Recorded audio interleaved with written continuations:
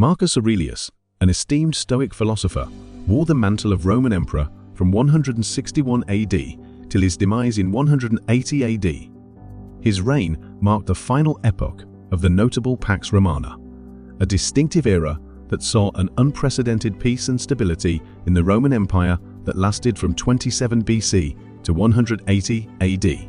Among the 5 good emperors, Aurelius held a significant place, notably serving as the Roman consul 3 times, thereby demonstrating his dedication to public service. Despite the demands of his imperial duties, Aurelius found time to pen down a series of personal musings, which came to be known as the Meditations.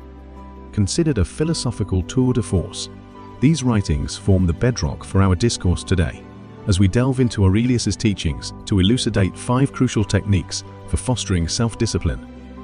1. Do hard things. Marcus Aurelius extolled the value of embracing voluntary hardship as a tool for personal growth and resilience.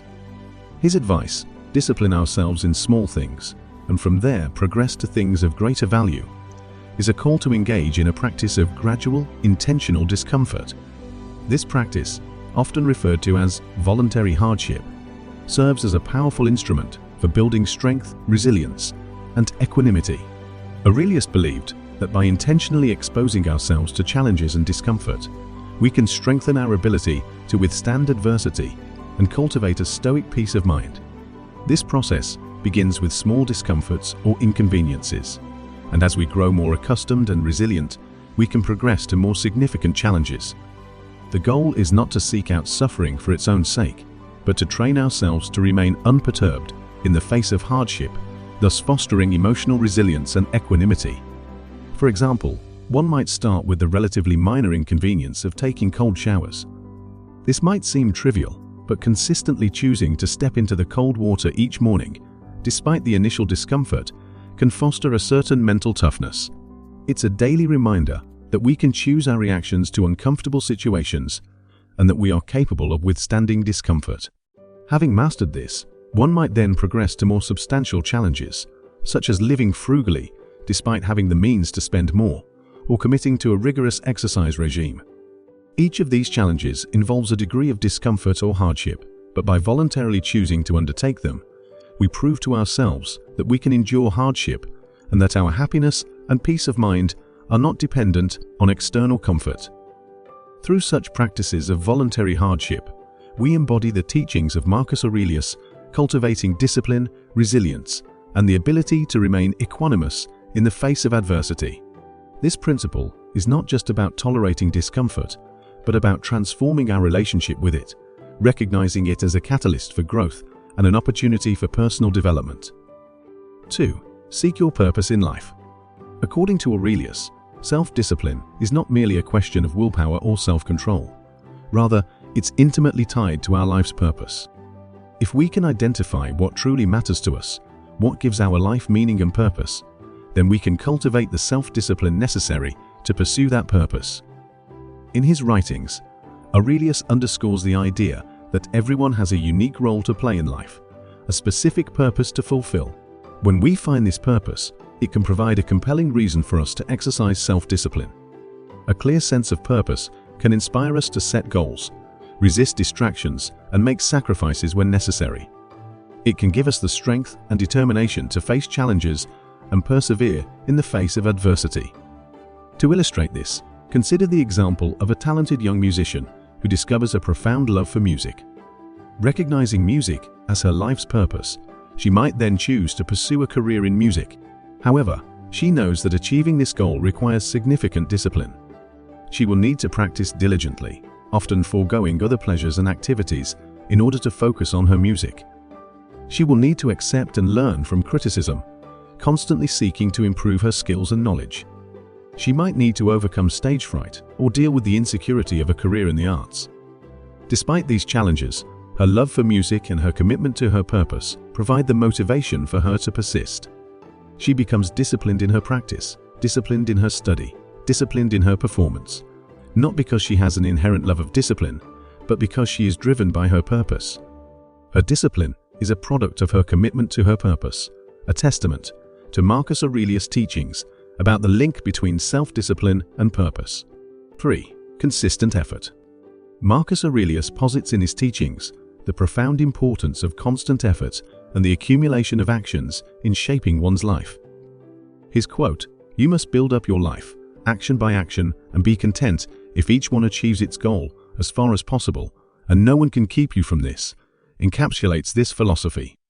It emphasizes the significance of persistence, daily efforts, and the satisfaction that comes from achieving small, incremental goals. According to Aurelius, life isn't a single event, but a series of actions that we undertake every day. Each action we take is a building block, gradually constructing the edifice of our life. This philosophy encourages us to focus on the present moment and the task at hand, and not get overwhelmed by the enormity of our long-term goals. By focusing on achieving each small task to the best of our ability, we are constantly contributing to our broader life objectives. This philosophy also fosters contentment and resilience. By deriving satisfaction from each completed task, we cultivate a sense of accomplishment that fuels our motivation and resilience. Aurelius teaches us to value each action for its contribution to our goals, regardless of how small it may be. This contentment is not contingent upon the outcome, but is instead derived from the knowledge that we have done our best. For instance, if one has the long-term goal of writing a book, Aurelius's philosophy suggests focusing on writing a little bit each day, instead of getting overwhelmed by the enormity of the task. Each writing session, no matter how small, is a step towards the larger goal. Satisfaction is derived from the act of writing itself, the effort put into crafting each sentence, each paragraph. With this mindset, the daunting task of writing a book becomes a series of achievable actions, and no one can deter the person from putting in that daily effort. In essence, Marcus Aurelius's teachings call for a conscious daily effort in all that we do, advocating for a life built action by action. It is a powerful lesson in perseverance, effort, and finding contentment in our everyday actions. 4. Establish self-reliance. Marcus Aurelius emphasized the importance of relying on oneself.